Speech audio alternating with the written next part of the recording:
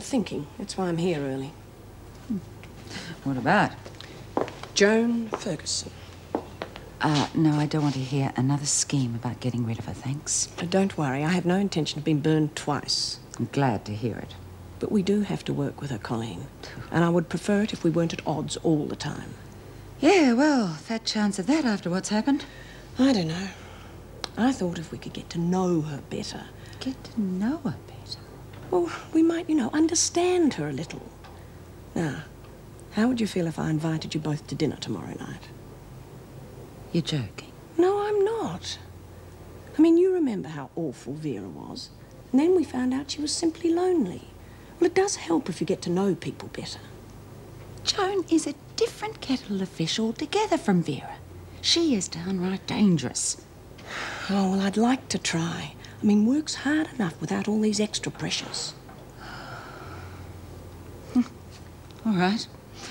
Though I don't think it's one of your better ideas. Well, it couldn't be worse than the last one. True. When do you plan to invite the other guest? Well, when does she start? 11? Well, with a bit of luck, I might catch her at home now. Oh, God.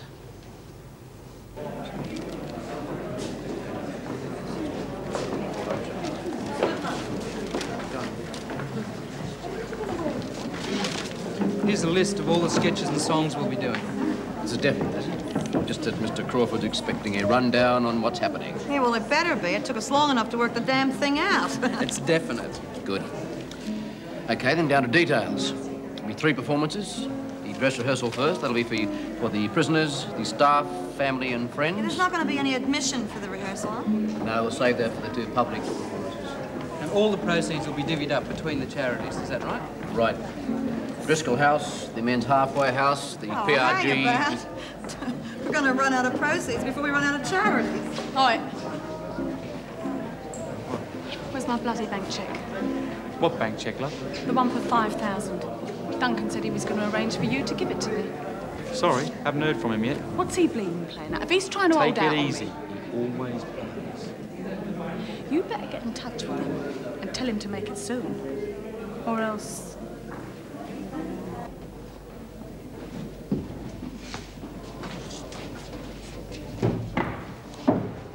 Thought you might be covered in bruises next time I saw you.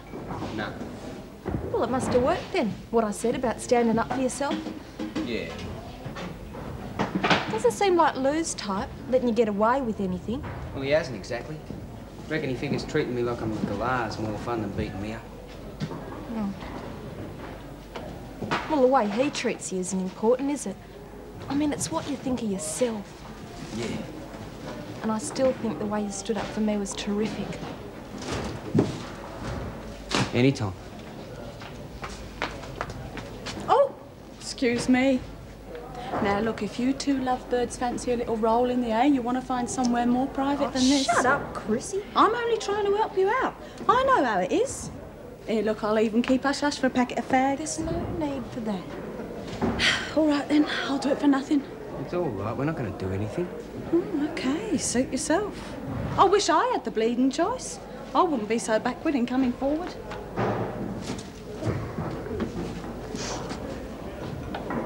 Go on. Get on with it. He's a good-looking bloke. Grab him.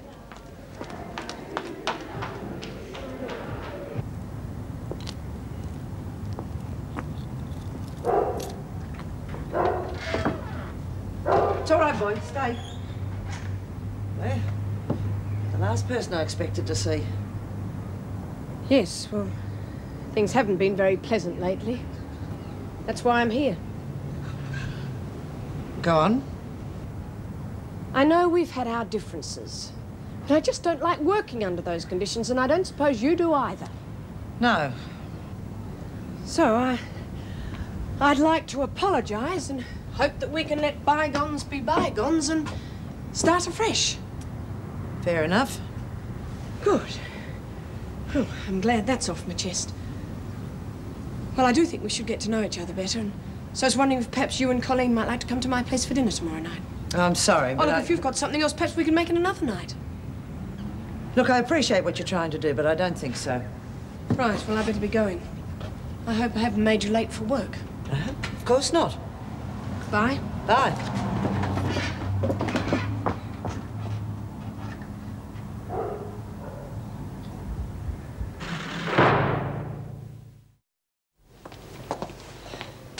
Morning, Governor. Good morning, Miss Ferguson.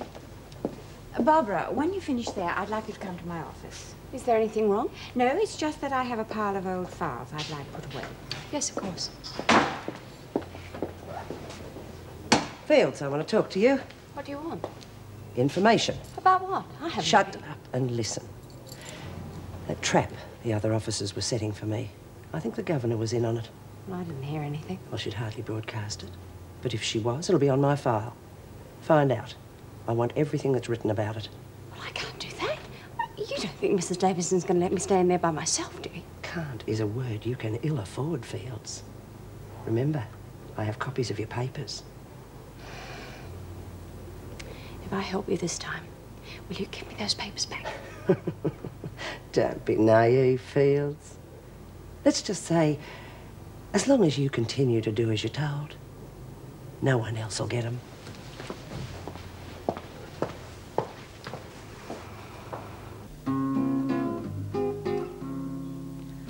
I went to a wonderful party. Old Terry really looked nice. In a Tarzan swimsuit, he got nissed as a pew and fell off the chandelier twice. Latham bitch is getting right up my nose. What's the problem? She's going crook about her money. We've got to get rid of her fast before she starts shooting her mouth off. You spoken to Waters yet? Roster's all fixed. Because just for a laugh... You sure Murray will do it? You can bet your sweet life on I'd that. sewn up the Like I said, just got to say her name and the boy goes berserk. Oh, you did have a lovely time.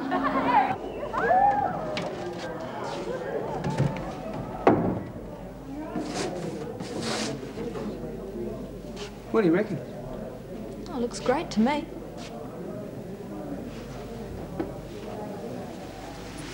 I wish we were out of this place, Patty. Don't we all? I'd like to get to know you better, but what chance have we got in here? Yeah. It's either the bloody screws hounding you or the others making smart cracks. Don't worry about them. But I do. They got no right to make it sound as if it's dirty or something just because... I like you a lot, Patty. I like you too, Andy. Be good if it was just you and me outside, eh? Yeah, wouldn't it be? You know, we could get away for a little while. Oh, I don't know. Well, just to talk, be together, even if it's just for a few minutes. No, it's too risky.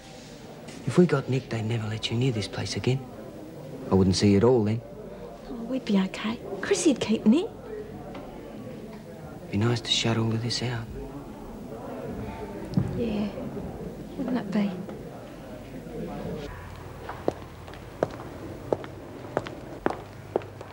Meg Morris called to see me this morning. Rather strange, don't you think? No, I don't know. Meg doesn't like things to stay unfriendly. Is that so? Look in on Dempster, will you? She's back in her own cell.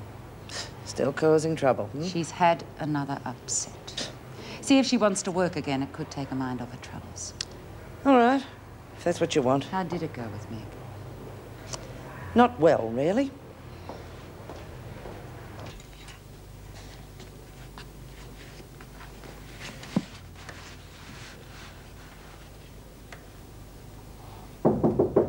Come in.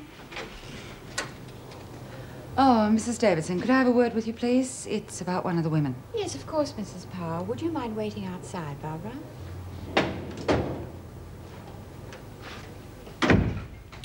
Now, who was it you wanted to talk about? Dempster. I'm very worried about her. She got a card from her daughter this morning, and she's been crying non-stop ever since. Oh, dear, that is unfortunate. Do you think perhaps we should get a social worker in to see her? That I have already suggested, and she won't have a bar of it. I see. I know it's good she's showing emotion, but she's gone from one extreme to another, and I'm very worried about it. Well, you've spoken to her. Do you have any suggestions? Only Dr. Weissman. I know he's coming in to see Lawson again soon. Now, I thought he could check on Dempster.